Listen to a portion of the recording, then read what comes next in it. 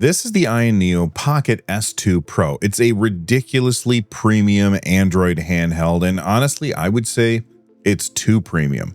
The build quality of this handheld is right up there with flagship phones, but there's a lot of decisions that AyaNeo made when putting this thing together that sound great on paper, but end up being less than the sum of its parts. And I get why they do this. There's way too many people out there that look at something like this and they just focus on the numbers. They get obsessed with bigger number better. But at the same time, bigger number is also more expensive. And this is a pretty expensive device for what you get. I'm certainly not saying that it's overpriced, although I'm sure there's plenty of people that will disagree with me, because it is very powerful with some serious specs, but it is certainly made for a specific user. And I have to be honest, I just don't think that I'm that user. But gaming is subjective. Maybe it's for you. So let's talk about the AyaNeo Pocket S2 Pro, what I like about it, what I don't like about it. So let's jump in. But first, full transparency. AyaNeo did send this to me, but they don't get to see this video ahead of time and no money changed hands. But guess what?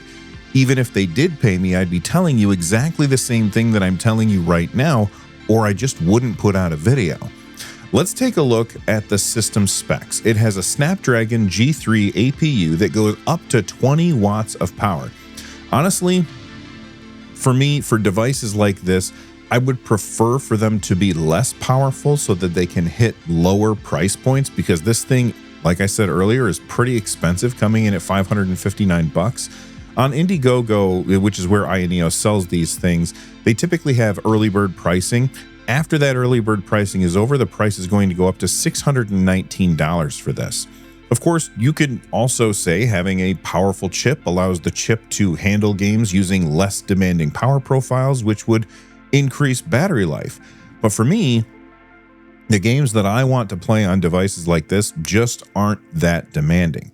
But I'll admit, I don't tend to emulate high-end stuff. If you want to emulate pretty much anything from Atari 2600 all the way up to Nintendo Switch, you are not going to have a problem with the S2 Pro. I always mix that up.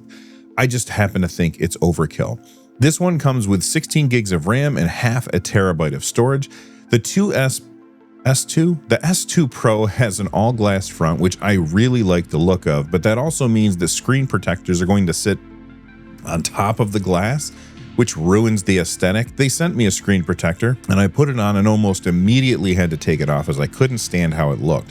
I really hope that the glass that they have on the front of this is very scratch resistant, because I'm not using a screen protector. I would much rather have it be recessed into the device and then have a screen protector put it back up on top that kind of smooths everything out.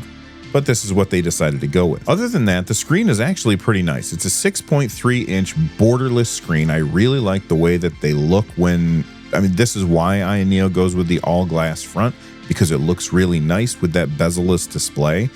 But it's, like I said, it's 6.3 inches with a resolution of 2560 by 1440, which is crazy high for a screen this small. Again, AyaNeo went way too hard on the resolution here. On a 6-inch screen, that's a pixel density of 466 ppi. With a screen this size, I think that AyaNeo easily could have gotten a cheaper display that was 1080p.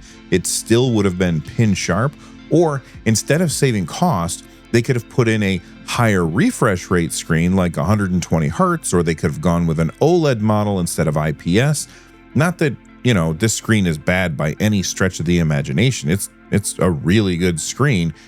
It just isn't the one that I would have chosen to put in a device like this. I would gladly take an OLED, or it doesn't have to be OLED, but I would gladly take an OLED 120 hertz screen at a lower resolution than a higher resolution 60 hertz IPS screen any day of the week, if for no other reason than black frame insertion would be possible, which would look absolutely stunning on a device like this. This has a brightness of up to 600 nits, which here's what it looks like at full brightness with my studio lights on, and here's what it looks like in the dark with minimum brightness. For me, I think it's a little bit bright in the dark, but it doesn't bother me too much. If you really like things to be dim in the dark, then this isn't the handheld for you. Let's talk about the controls. The sticks are TMR and they're very small. I get why AyaNeo chose the sticks that they chose. It's a very small and compact device. Having giant honking sticks on it would kind of feel silly. The sticks that have LEDs are on them, which thankfully you can turn off, which I did almost instantaneously. You can remove the sticks and replace them with third-party sticks if you want. So if you want big honking sticks, you can do that. Speaking of removing things, the D-pad is also removable, which I was really excited about, and you can swap between a cross-shaped D-pad and a disc-shaped D-pad. 99% of the time, I vastly prefer disc-shaped D-pads, but on this disc-shaped D-pad, it just wouldn't even stay on the device. If I was playing a game like Street Fighter and I'm trying to do Hadoukens or Shoryukens, the D-pad just fell off. With the cross-shaped D-pad, I didn't have any issues. I'd say the cross-shaped D-pad is okay with accidental diagonals in a game like Contra, and it's not bad for fighting games either. I was able to pull off the fireballs and dragon punches easily, but the disc-shaped D-pad is a mess. The face buttons feel fantastic. It is one of the most satisfying button presses I have felt on a device in a while. Really, really well made. The shoulders and the Hall effect triggers have a really great texture to them. They feel super grippy, and again, pressing these buttons and triggers feels really good, and the triggers even have a decent throw to them. Let's talk about the ergonomics though. This is a very thin device, just a fraction thicker than the Nintendo Switch 2. It weighs 439 grams, which for something this small is actually really heavy. It does make it more premium feeling when you're holding it in your hand, but because it's so flat with no grips on the sides, it makes it feel heavier than it should. It's just such a dense device, and I can't see myself playing it for a long period of time because it's just so uncomfortable to hold. It needs those grips, which is mind-boggling to me because here's another AyaNeo device. This is the Pocket Evo, and it's so much more comfortable to hold because of the big grips that are on the back. You can check out my review of the Pocket Evo, linked down below that like button, although I will say not everyone is going to care about that. Recently, I was at Too Many Games in Philadelphia, and if you came out to see me, thank you so much. It was awesome to meet any of you.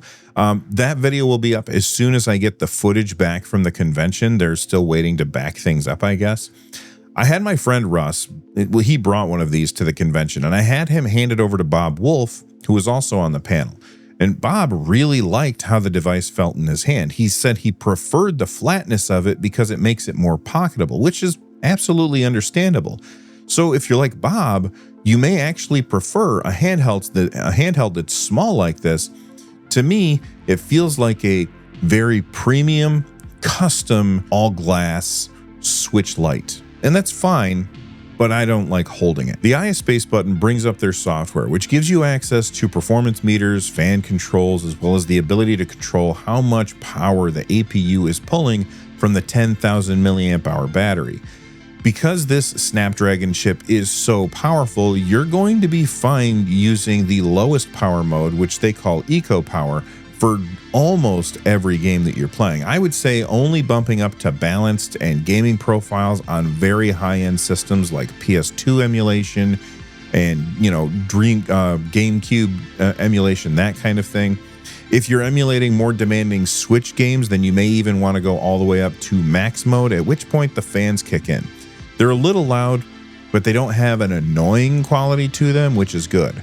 By the way, the button on the right side of the S2 Pro also lets you switch between these power profiles without needing to go into iSpace menu, which is a pretty cool feature. I like it, although I will say I did hit that button on the side accidentally more than once. I think that the Pocket S2 Pro is an incredibly cool looking device with a spec sheet that a lot of other handhelds would be jealous of.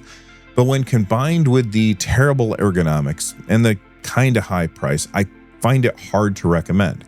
That said, if you're somebody that wants an ultra sleek Android handheld that can handle just about any games that you can throw at it, then this could be for you. Unfortunately, it just isn't for me, and that's okay. From the NerdNest, I'm Bill. Thanks for watching. Stay rad, and I'll see you on the next one. Bye-bye.